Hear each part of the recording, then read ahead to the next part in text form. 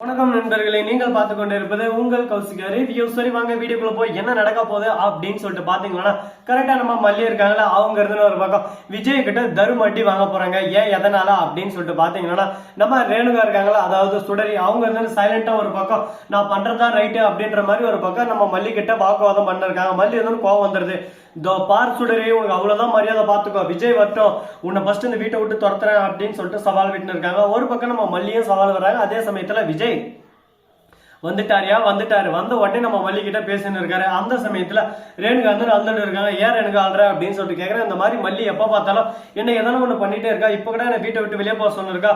உடனே என்னதான் மல்லி உனக்கு பிரச்சனை, என்னதான் ஆச்சு சொல்லி ஃபர்ஸ்ட் பேசி புரிஞ்சுக்கலாம் அப்படின்னு சொல்லிட்டு சொல்ல, உடனே பாக்கணும் இவ உண்மையான ரேணுகாவே இல்ல, இவ பேரு சுடரி, இவ வந்து ரேணுகாவே இல்ல, இவளை வீட்டை விட்டு ஆதாரத்தை காட்டி உங்க கையெல்லாம் துரத்த வைக்குவேன் அப்படின்னு சொல்லிட்டு சொல்ல, உடனே பளிச்சுன்னு ஒரு அடி மல்லிக்கு தவணை ஒரு பக்கம் பழுத்துறது. ஏன்டே உன்னை அந்த வீட்டுக்குள்ள வச்சுங்கிறதே அதையும் நீ வந்து அவ்வளவு துரத்துறியா, நீ அதுவே இந்த வீட்டுக்குள்ள இருந்தாதானே ரேணுகா துரத்தணும், உனக்கு என்ன வரும், ஒழுங்கு மாதிரியே இப்ப வீட்டை விட்டு வெளியே போடி அப்படின்னு சொல்லிட்டு அச்சதோட மட்டும் இல்லாம மல்லியை கழுத்தை பிடிச்சி வெளியே தட்டாங்க. மல்லிக்கு ஒரு பக்கம் ரொம்ப கஷ்டமாயிருது. என்னடா இது, என்ன இந்த மாதிரி ஒரு பக்கம் அவமானப்படுத்தி அசிங்கப்படுத்தி துக்கப்படுத்தி துயரப்படுத்தி அனுப்புறால, இவன் சும்மா விட மாட்டேன் அப்படின்னு சொல்லிட்டு ஒரு பக்கம் வேதனையா தான் இருக்கு. இருந்தாலும் மல்லி வீட்டை விட்டு வந்தது நம்ம விஜய் கஷ்டமா தான் இருக்கு.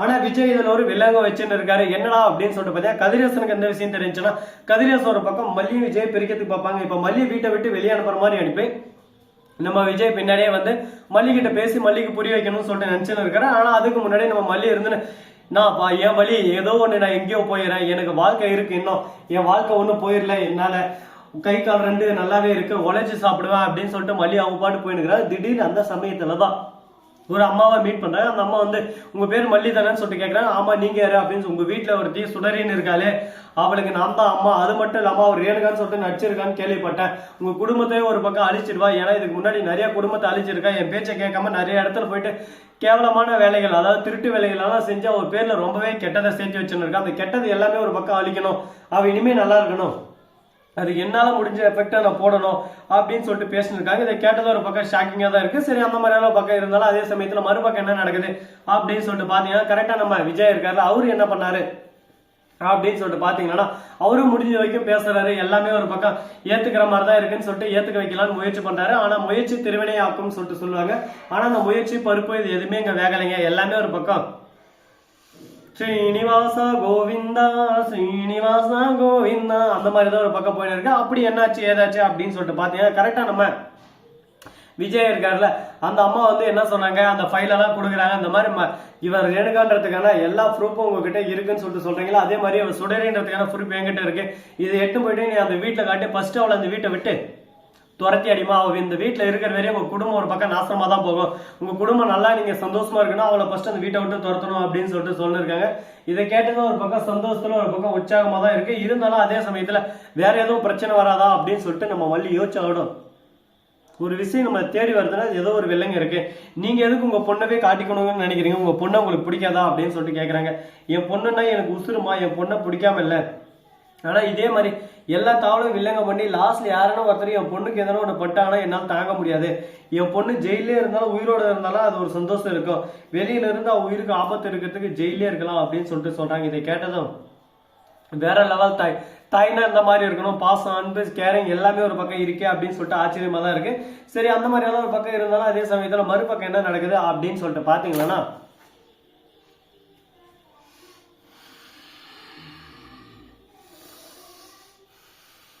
இந்த மாதிரிதான் ஒரு பக்கம் பூத மாதிரி பண்ணிட்டு இருக்காங்க. நம்ம சுடரி திடீர்னு உட்காந்து அவங்க மைண்ட்ல ஏதோ அப்படியே டிஸ்டர்ப் பண்ண மாதிரி அவங்க பண்ற ஆக்ஷன் எல்லாம் ஒவ்வொன்றும் பார்க்கறதுக்கு பயங்கரமா இருக்கு.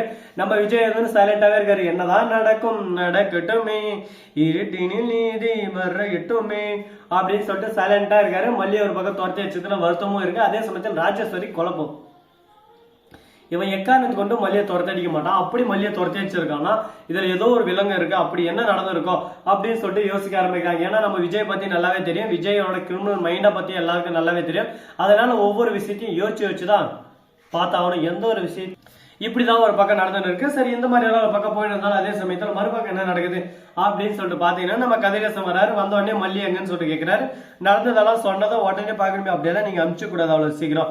மல்லி சொல்றதுலயே ஒரு வாசகம் இல்லை, அதையும் நம்ம யோசிச்சு பாத்துக்கணும். அதை விட்டு நீங்க எப்படி அனுப்பலாம் தவறு விஜய். இந்த நேரத்துக்கு ஒரு பொண்ணை வெளியே வீட்டை விட்டு தோத்துறது ரொம்பவே தவறான விஷயம். அது மட்டும் இல்லாமல் இப்போ உன்னோட மனைவி நீ சட்டப்பூர்வமா டைவர்ஸ் பண்ணிட்டு அதுக்கப்புறம் நீ என்ன வேணா பண்ணு. ஆனா அதுக்கு முன்னாடி இந்த மாதிரி வேலை பண்றது வச்சுக்காத, அது ரொம்பவே தவறான விஷயம், ரொம்பவே கேவலமான விஷயம் அப்படின்னு சொல்லிட்டு எடுத்து சொன்னாங்க. எடுத்து சொன்னதை கேட்டதும் ஒரு பக்கம் விஜய் யோசிக்க ஆரம்பிக்கிறார். எங்க போய் மல்லி கஷ்டப்பட்டு இருப்பான்னு தெரியல. மல்லி நீ எங்க இருக்க, உன்னை நான் ரொம்ப மிஸ் பண்றேன், உன்னை கஷ்டப்படுத்துறேன்னா என்னை மன்னிச்சிரு, நீ எப்படியாவது திரும்ப என்கிட்ட வந்துடுறேன் அப்படின்னு சொல்லிட்டு கடவுளை வேணும் இருக்காரு. என்னதான் வேணாலும் நடக்கிறதா நடக்கும், அதுக்கு மேல நம்ம என்ன பண்ண முடியும் சொல்லுங்க பார்க்கலாம். எல்லாமே ஒரு பக்கம்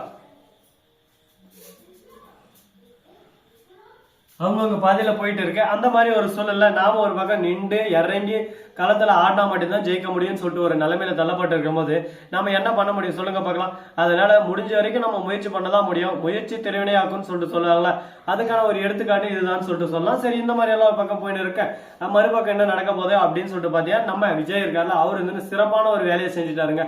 அப்படி என்னடா வேலை செஞ்சாரு அப்படின்னு சொல்லிட்டு பாத்தீங்கன்னா, அந்த விஷயத்தை பத்தி நீங்க தெரிஞ்சுக்கணும்னு நினைக்கிறீங்களா? அதுக்கு நீங்க பண்ண வேண்டியது ஒரே விஷயம். அதுக்கு முன்னாடி இந்த வீடியோ பிடிச்சிருந்தா லைக் பண்ணுங்க, கமெண்ட் பண்ணுங்க, ஷேர் பண்ணுங்க, டிண்டிங் மேல தட்டி விட்டு போங்க. அப்பதான் நான் போற அடுத்தடுத்த வீடியோ உங்களுக்கு உடனுக்குடன் நோட்டிபிகேஷன்ல வந்து கொண்டே இருக்கும். மிக்க நன்றி. தேங்க்ஸ் ஃபார் வாட்சிங். Tata, see you. நன்றி, வணக்கம். வந்து நம்ம வருக தருக.